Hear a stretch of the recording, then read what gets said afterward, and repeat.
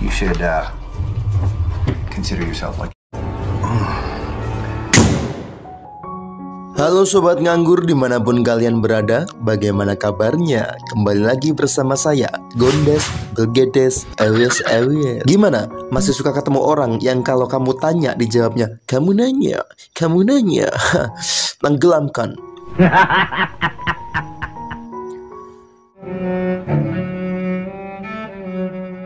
Di awal film kita akan diperlihatkan dengan seorang wanita bernama Anna. Ini orangnya yang sedang memainkan sebuah alat musik bernama selo.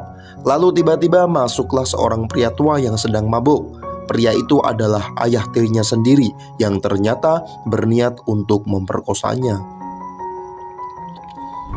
Saat si ayah tiri akan membuka celananya dengan sekuat tenaga, Anna menendang pria itu sampai dia terpental. Dan tanpa disengaja, sebuah benda tajam menembus leher pria itu hingga dia tewas saat itu juga. Atas perbuatannya, Anna dibawa ke kantor polisi dan dinyatakan bersalah hingga akhirnya dia dijatuhi hukuman penjara selama 4 atau sampai Atas perbuatannya, Anna dibawa ke kantor polisi dan dinyatakan bersalah hingga akhirnya dia dijatuhi hukuman penjara selama 4 sampai 9 tahun. The defendant, Anna Nix, is hereby sentenced to 4 to 9. Setelah lolos pemeriksaan medis, Anna kemudian ditempatkan di sebuah sel bersama seorang napi cantik yang bernama Jenny yang akan menjadi sahabatnya untuk kedepannya. Okay, lights out. Let's go.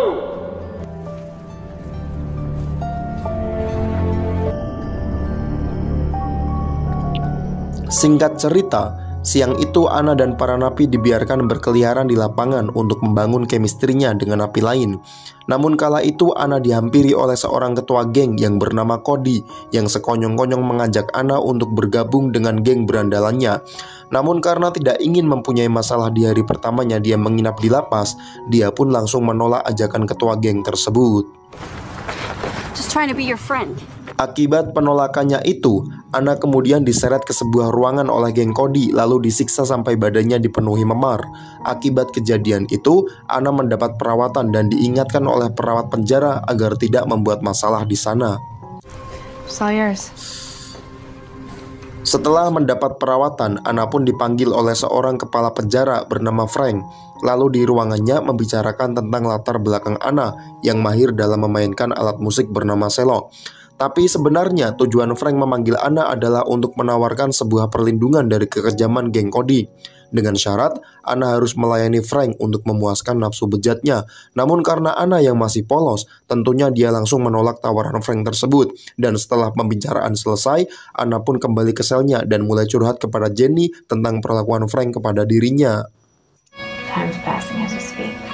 Singkat cerita, beberapa hari kemudian Anna kembali mendapat bulian dari sebuah geng kulit hitam. Kala itu, kepala Anna dilempar dengan sebuah bola hingga membuat kepalanya nyut-nyutan.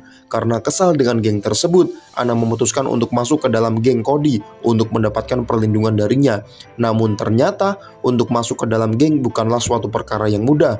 Cody meminta Anna untuk melabrak ketua geng kulit hitam dan menghajarnya. Sedangkan Cody dan kelompoknya akan merekam aksi Anna sebagai pembuktian, sekaligus untuk mengantisipasi jika Anna berani berkhianat kepada mereka.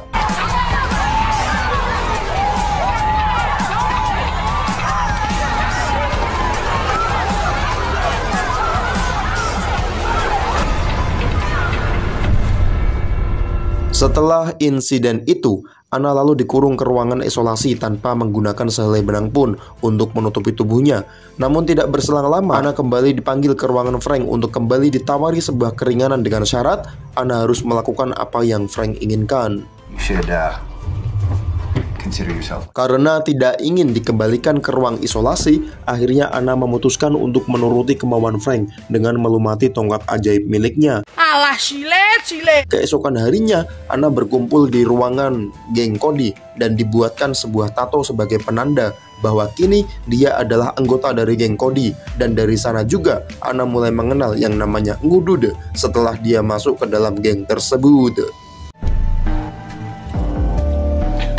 Keesokan harinya, Anna dijenguk oleh sang ibu, namun bukan kebahagiaan yang dia dapatkan, melainkan sebuah pertengkaran karena ternyata ibunya masih percaya bahwa Anna benar-benar membunuh suaminya. You deserve to be in here. Lalu beberapa jam kemudian ketika Anna sedang berkumpul dengan geng Cody, tiba-tiba mereka diserang oleh kelompok kulit hitam dan perkelahian pun tak terhindarkan lagi.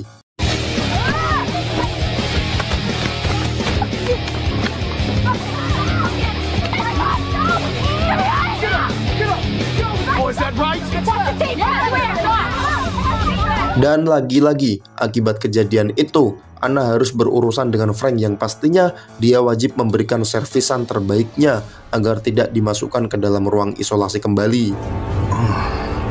Hari demi hari, sikap Anna semakin berubah dan mulai tak terkendali. Hal itu disebabkan akibat tekanan mental dari perbuatan Frank dan obat-obatan yang selalu dia konsumsi. Hingga pada suatu hari ketika Anna sedang mengkonsumsi narkoba, Cody yang masih punya rasa peduli pun mencoba untuk membujuk Anna agar dia berhenti memakainya.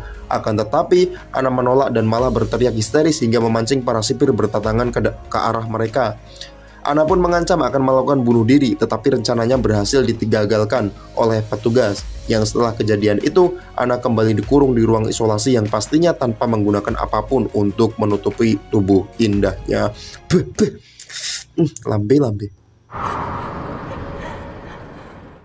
Kali ini Anna merasa sangat stres dan putus asa sehingga dia mencoba melakukan aksi bunuh diri dengan mengiris tangannya menggunakan benda tajam. Dan setelah aksi bunuh diri selesai, Anna pun pingsan dengan badan yang bersimbah darah. Beruntung tidak lama kemudian, sipir menemukannya sehingga Anna langsung dapat perawatan khusus. Namun karena hal tersebut, dia terpaksa harus dipindahkan ke ruang khusus napi yang mengalami gangguan jiwa karena mereka menganggap bahwa Anna semakin berbahaya. Mendapat informasi anaknya sakit jiwa, sang ibu akhirnya luluh dan kembali menjenguk anaknya di lapas. Dia berkata kepada Anna bahwa ini semua adalah salahnya, dan dia juga berjanji akan mencarikan jalan keluar untuk membebaskannya dari sana. Setelah selesai dengan ibunya, kemudian Anna langsung dipanggil oleh Frank untuk menjelaskan semua perbuatannya ketika berada di ruang isolasi.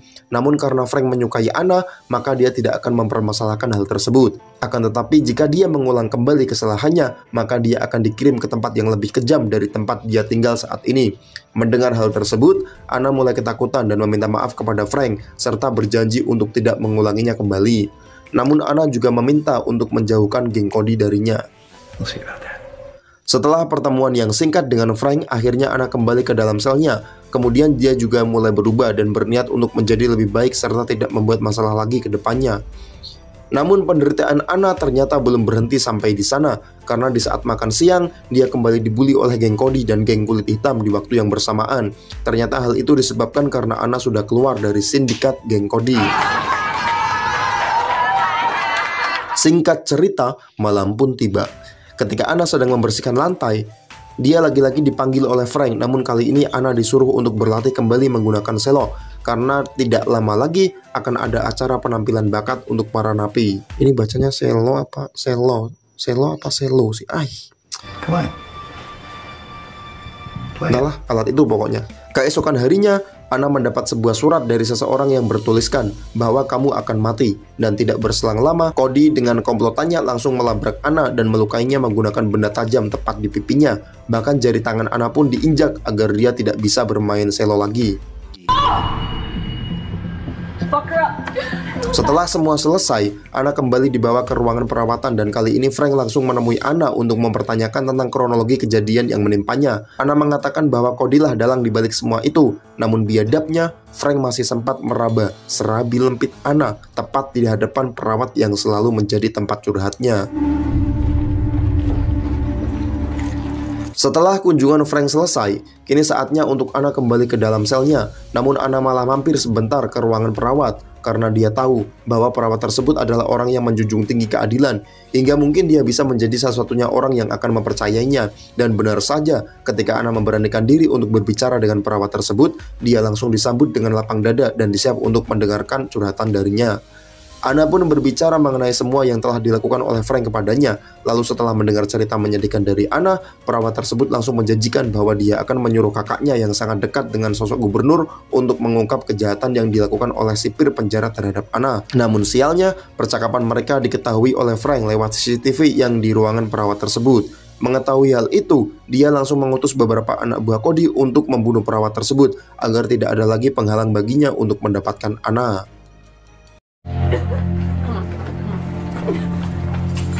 Singkat cerita, akhirnya acara penampilan bakat pun tiba. Setelah penampilan dari anggota kelompok Cody selesai, kini tibalah waktunya bagi Ana untuk menunjukkan kepada napi lain betapa piawainya dia menggunakan selo. Dan benar saja, penampilannya cukup membuat yang lain terhanyut dalam melodi dan nada-nada indah yang dibawakan oleh Ana di pertunjukan tersebut.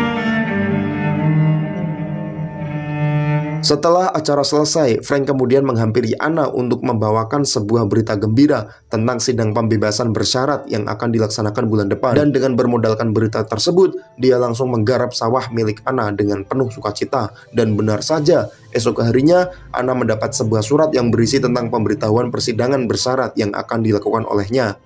Namun Ana kembali diingatkan oleh teman sekamarnya agar tidak percaya begitu saja terhadap Frank. Mendengar nasihat tersebut, Ana langsung mulai menceritakan untuk mengantisipasi segala macam situasi yang akan dihadapi di persidangan nanti. Lalu Ana pergi menemui Cody dan meminta pertolongan darinya untuk menghancurkan Frank. Meski sempat terjadi sedikit drama di antara mereka, namun akhirnya Cody bersedia menolong Ana. Kemudian Cody memberikan sebuah ponsel agar Ana bisa merekam aksi bejat Frank ketika dia sedang menggarap sawahnya Ana.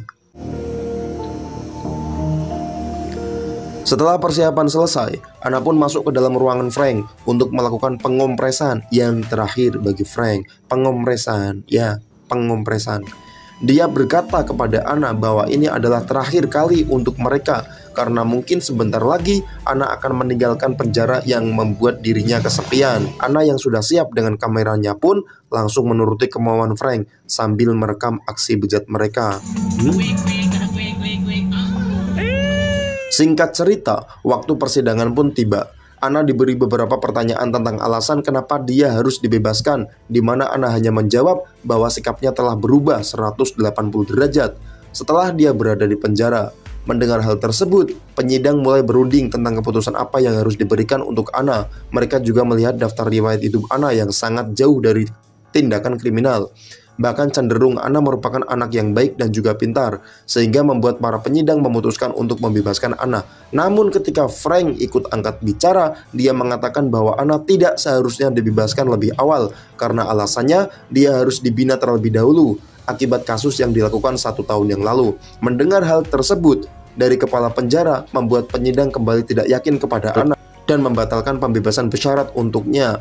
Ana yang mengetahui akan terjadi situasi seperti ini pun langsung mengeluarkan ponselnya dan memperlihatkan video memalukan yang dilakukan dengan pihak kepala penjara.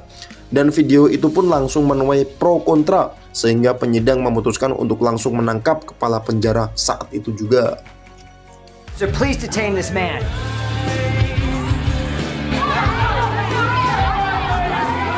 Para penyidang juga sangat mengapresiasi keberanian Ana dalam mengungkap semua kebusukan yang ada di penjara ini, dan film pun ditutup dengan sebuah permainan selo yang dibawakan oleh Ana. Tamat, ending yang cukup mengenakkan kepala penjara. Mamam tuh.